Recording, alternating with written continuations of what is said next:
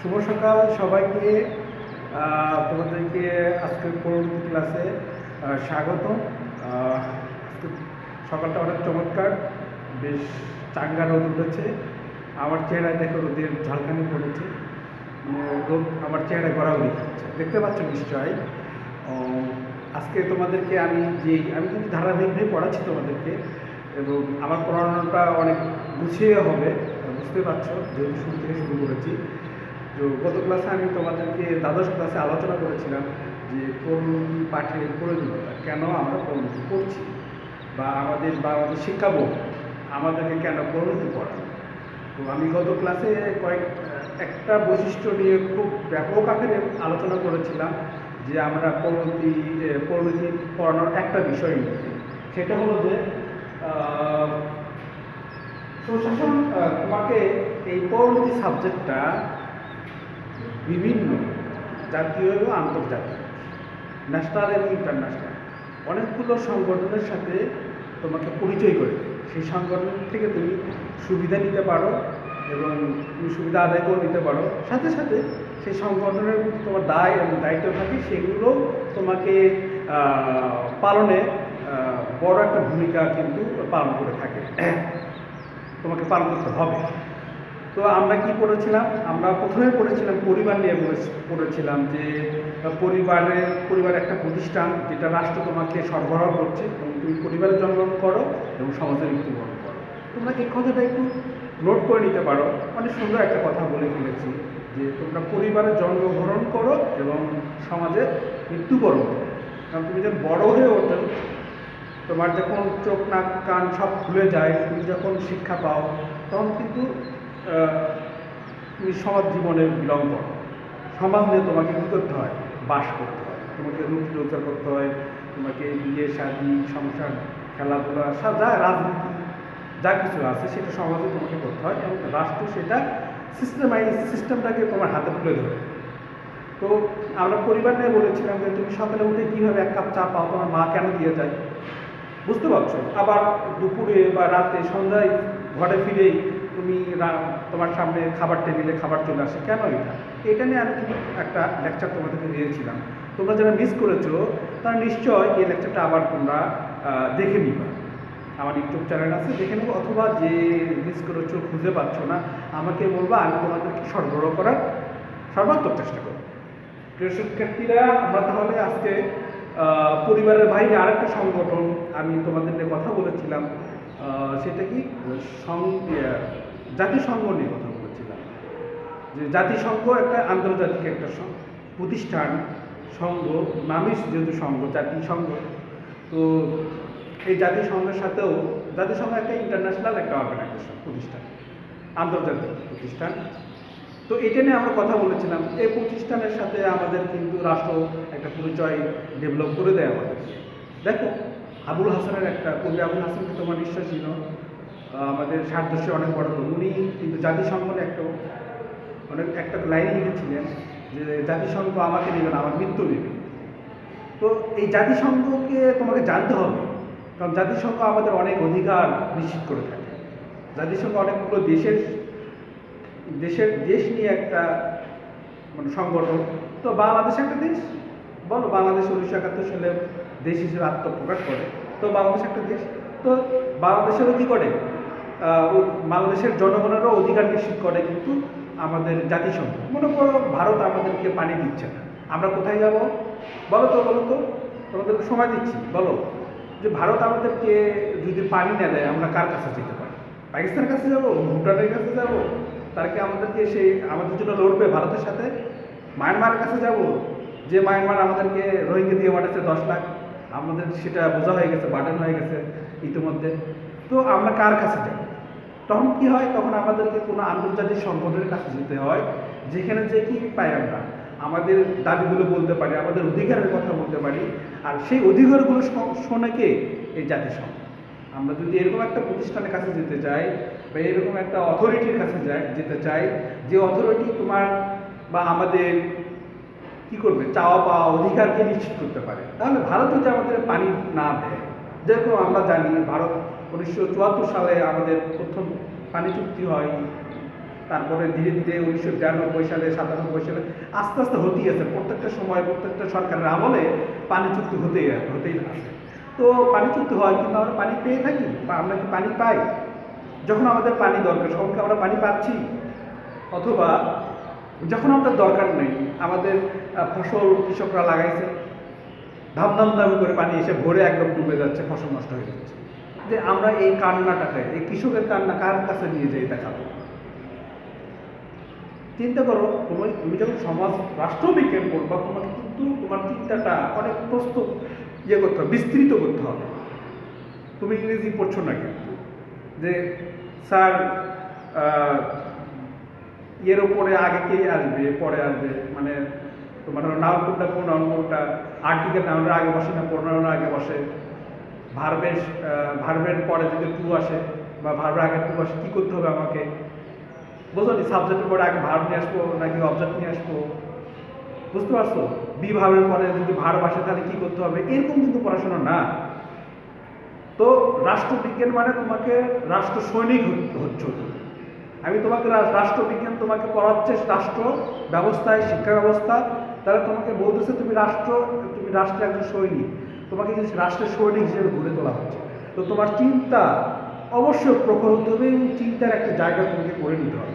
তুমি যখন রাষ্ট্রবিজ্ঞান বইয়ে হাত দিবা, তখন কিন্তু তোমার ভিতরে একটা নাড়া দিতে হবে যে তুমি রাষ্ট্র নিয়ে, সমাজ নিয়ে, পরিবার নিয়ে, দেশ বিদেশ সংগঠন সমস্ত কিছু নিয়ে, রাজনীতি নিয়ে তুমি চিন্তা করছো, এবং তোমার চিন্তার প্রতিফলন আমাদের রাষ্ট্র ব্যবস্থায়, আমাদের সমাজ ব্যবস্থায়, পরিবার ব্যবস্থায়, অর্থনীতি ব্যবস্থায় সেটা কিন্তু প্রভাবিত হবে। কারণ তুমি ভোট দিবা, রাষ্ট্রনায়ক রাজনীতিবিদ তুমি নির্বাচন করবা, তো তোমার চিন্তাটার কিন্তু দরকার আছে। আমরা প্রত্যেক নাগরিককে যদি রাষ্ট্রবিজ্ঞান পড়াতে পারতাম, তাহলে প্রত্যেক নাগরিক কিন্তু সুচিন্তিতভাবে তার ভোটটা দিতে পারত এবং তার ভোটটা কিন্তু বিক্রি হয়ে যেত না। তো তুমি যখন রাষ্ট্রবিজ্ঞান পড়বা, তোমাকে বুঝতে হবে যে তুমি রাষ্ট্রের একজন সৈনিক হিসেবে, যেরকম সেনাবাহিনীর একজন সৈনিক 6 মাস তাকে ট্রেনিং দেওয়া হয়, ট্রেনিং আপ করানোর পরে কিন্তু তাকে নিয়োগ দেওয়া হয় সার্বিকভাবে, মানে মূল কাঠামো। তো তুমি যখন রাষ্ট্রের নাগরিক হবা, তোমাকে কী করতে হবে? তোমাকে কিন্তু ওই ডেভেলপ করবে রাষ্ট্র, এবং তোমাকে একজন সৈনিক হিসেবে তোমাকে তৈরি করছে। তোমার হাতে রাষ্ট্রবিজ্ঞান তুলে দেওয়া, পরিণতি সাবজেক্ট তুলে দেওয়া মানে তোমার কিন্তু ওই বিষয়ে তোমাকে ওয়াকিবহাল করছে রাষ্ট্র। বলতেছে তুমি তোমার রাষ্ট্রের অধিকার নিয়ে তুমি কথা বলো, তুমি সেটা নিয়ে তুমি আন্দোলন করো, তুমি তোমার অধিকার নিশ্চিত করো, রাষ্ট্রপতি তোমার যে দায়িত্ব থাকে সেটা পালন করো। তো রাষ্ট্রপতি তোমাকে বলছে, এই কারণে তুমি তোমার হাতে রাষ্ট্র সাবজেক্টটা তুলে দিয়েছে। তো আমি যেটা বলছিলাম, যদি আমরা পারি না পাই, তাহলে আমরা কার কাছে যেতে পারি? আমরা ভুটানের কাছে যেতে পারি? ভুটান কি আমাদের জন্য ভারতের সাথে লড়বে? পাকিস্তান তো আরেক হারামি রাষ্ট্র, সে তো কখনোই আমাদের জন্য আরেকজনের সাথে কথা বলবে না, এটা বুঝতে পারছো? তাহলে আমরা কার কাছে যাবো? শ্রীলঙ্কার কাছে যাবো, যে একটু দেশ, আমাদের চেয়ে অনেক ছোট একটা দেশ, জনসংখ্যা অনেক কম, তাহলে আমরা কার কাছে? সৌদি আরবের কাছে যাবো, যারা মুসলিম, আশাবাদী ইয়ামেনের মতো মুসলিম রাষ্ট্র বোমা হামলা করছে নিজের স্বার্থে, নিজের সাথে ইসরায়েলের সাথে কি করছে? চুক্তি করছে। কার কাছে যাবে তাহলে? তাহলে আমাদের যাওয়ার জন্য একটা জায়গা দরকার, আন্তর্জাতিক মাপের একটা সংগঠন দরকার। সেই সংগঠনের নাম একটা অন্তত বড় সংগঠন, সেটা জাতিসংঘ। তাহলে আমি তোমাকে বলেছিলাম, বা আমি তোমাদেরকে বলেছিলাম যে সাবজেক্টটা তোমাদেরকে বিভিন্ন সংগঠনের সাথে পরিচিত করে দেবে। আমি এত ডিটেলে তোমাদেরকে খুঁটিয়ে পড়াচ্ছি একটা উদ্দেশ্য, যে তোমরা যাতে এইগুলো বইয়ের পুস্তক পড়ার মতো না পড়ো, তোমরা যাতে এই বিষয়ে নারী নক্ষত্র জেনে পড়তে পারো। তাহলে কি হবে? তুমি যেখানে যাও না কেন, যেভাবেই তোমাকে প্রশ্ন করা হোক না কেন, যে সিচুয়েশনে তোমাকে প্রশ্ন করা হোক না কেন, তুমি যাতে ভালো একটা কথা বলতে পারো বা বলতে পারো, উত্তর করতে পারো। চুপ হয়ে না স্যার এগুলো তো যাই না, ছোটো মানুষ, কলেজে পড়ি, স্কুলে পড়ি, আমার মাথায় এগুলো স্যার এগুলো আমি বুঝি না, এই কথা যাতে না বলো। তুমি যখন এগুলো শুনবা, তোমাকে যখন এইসব নিয়ে প্রশ্ন করা হবে, তুমি যাতে একদম ফাইট করতে পারো। কি বলবো? তো এই তোমাকে ফাইট করা আমি শেখাবো। তো আমি তোমাদেরকে প্রথম পরিবার নিয়ে কথা বলেছি, তারপরে আজকে জাতিসংঘ নিয়ে কথা বললাম। তাহলে আমি ফাইনালি তোমাদেরকে যে টপিক নিয়ে কথা বলছি, যে রাষ্ট্রবিজ্ঞান পড়লে, পরিণতি পড়লে তোমার কী কী হবে এবং তোমাকে কীভাবে রাষ্ট্র কী শেখাচ্ছে। তুমি কিন্তু রাষ্ট্রের একজন সৈনিক হচ্ছ, সেনাবাহিনীর একজন সৈনিক যেরকম সে আমাদেরকে লাঠি দা কুড়ালি এগুলো বন্দুক নিয়ে আমাদেরকে রক্ষা করে। তুমি কিন্তু তোমার মন এবং তোমার যে জ্ঞানের বিকাশ, তোমার বুদ্ধি, এগুলো দিয়ে কিন্তু তুমি রাষ্ট্রকে সার্ভিস দিবা। সো তোমাকেও সেভাবে নার্সিং করার জন্য রাষ্ট্রবিজ্ঞান পড়াচ্ছে আমাদের শিক্ষা ব্যবস্থা। তো আমরা কথা বলছিলাম জাতিসংঘ নিয়ে।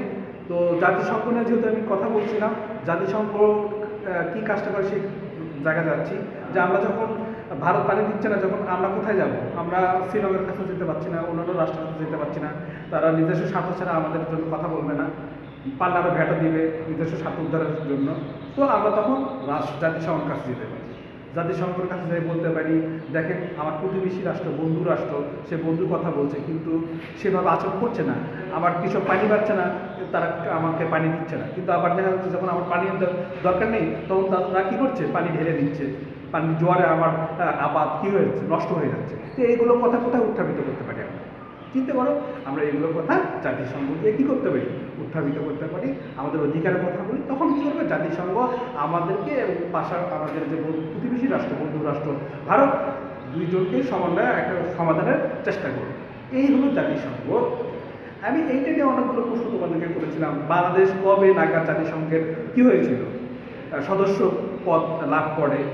এটা নিশ্চয়ই আমি বই আছে বা তোমরা বিভিন্নভাবে দেখো। এখন কিন্তু শুধু পাঠ্যপুস্তক থেকে বই জ্ঞান আহরণ করার সময় না। তুমি পাঠ্যপুস্তক পড়বা, তুমি যেহেতু ছাত্র মানুষ, একটা কারেন্ট অ্যাফেয়ার্স প্রতি মাসে কিনবা, একটু পত্রিকা পড়বা, খবরের নিউজ দেখবা, এগুলোর মাধ্যমে তোমাকে কী করতে হবে? জ্ঞান আহরণ করতে হবে। তো আমি তোমাদের থেকে কয়েকটা প্রশ্ন লিখে আমি চলে যাচ্ছি। জাতিসংঘ কবে নাগাদ আমরা সদস্য পদ লাভ করি? এর আগের ক্লাসে আমি আরও বলেছিলাম, প্রায় গতকাল মেবি সম্ভবত, যে জাতিসংঘ কততম অধিবেশনে আমাদের বঙ্গবন্ধু শেখ মুজিবুর রহমান ভাষণ রাখেন। এই যে আরও একটা প্রশ্ন, এই প্রশ্নগুলো কিন্তু তোমরা নাড়াচাড়া করবা বাসায়। এটা তোমাদের হোমওয়ার্ক থাকবে, তোমরা লিখে ফেলবা এবং লিখে আমাকে টেস্ট করে দেবা। এই যে হোয়াটসঅ্যাপ যেখানে আমার ইয়েটা আছে, নাম্বারটা আছে, সেই নাম্বারে তোমরা ক্লিক করে দেবা, তাহলে আমি পেয়ে যাবো যে তোমরা এই ছাত্ররা তোমরা পড়াশোনা করছো, আমি বুঝতে পারবো। নতুবা আমি কিন্তু তোমাদের বুঝতে পারবো না যে তোমরা কীরকম পড়াশোনা করছো। তো আজকে এই পর্যন্ত। আমরা আগামী ক্লাসে আবার আমরা কথা বলবো যে পরিণতি পাঠের প্রয়োজনীয়তা এবং পরিণতি পাঠের প্রয়োজনীয়তার ভিতরে যে সংগঠনের সাথে আমাদেরকে পরিচয় করে দিচ্ছে, আমরা পরিবার এবং জাতিসংঘের বাইরে আরও অনেকগুলো সংগঠন আছে, সেগুলো সংগঠনের সাথে আমরা পরিচয় হওয়ার চেষ্টা করবো এবং সেসব সংগঠন আমাদেরকে কী কাজে লাগে, সেখান থেকে আমরা কী অধিকার নিতে পারি বা আমাদের কী দায়িত্ব থাকে, সেগুলো নিয়ে আমরা আলোচনা করবো। তো তোমরা সবাই ভালো থেকো, সুস্থ থেকো, আর অবশ্যই বাইরে যখন যাওয়া মাস্ক পরবা, শুদ্ধ পানি খাবা, ধুলামুক্ত জীবনযাপন করবা, আর ফোন কম টিপবা, বেশিক্ষণ ফোনে এরকম সময় দিও না, আর প্রত্যেকটা সময় কাজে লাগানোর চেষ্টা করো। একটু বই পড়ো, যেহেতু তোমাদের স্টুডেন্ট, এখন বই পড়ার সময়। কারণ বই যদি না পড়ো তাহলে কিন্তু সঠিক তোমাকে ছাত্র মনে হবে না। তোমাকে কেউ যদি জিজ্ঞেস করে একটা গল্প বইয়ের নাম বলো, কবিতার বইয়ের নাম বলো, উপন্যাসের নাম বলো, তুমি যদি পাঠ্য পুস্তকের বাইরে না বলতে পারো তাহলে কিন্তু তোমাকে বলবে যে না, তুমি খুব একটা পড়াশোনা জানো না। সো তোমরা এখন থেকে, যেহেতু তোমাদের ছাত্র অবস্থায় তোমাদের নিজেকে গড়ার সময়, তো তোমাকে বিভিন্নভাবে নিজেকে করতে হবে, নিজেকে সমৃদ্ধ করতে হবে। তো এই সমৃদ্ধর পথে তোমাদেরকে স্বাগত। আমি তোমাদের এই পথটাকে সহজ করে দিব। ভালো থাকবে।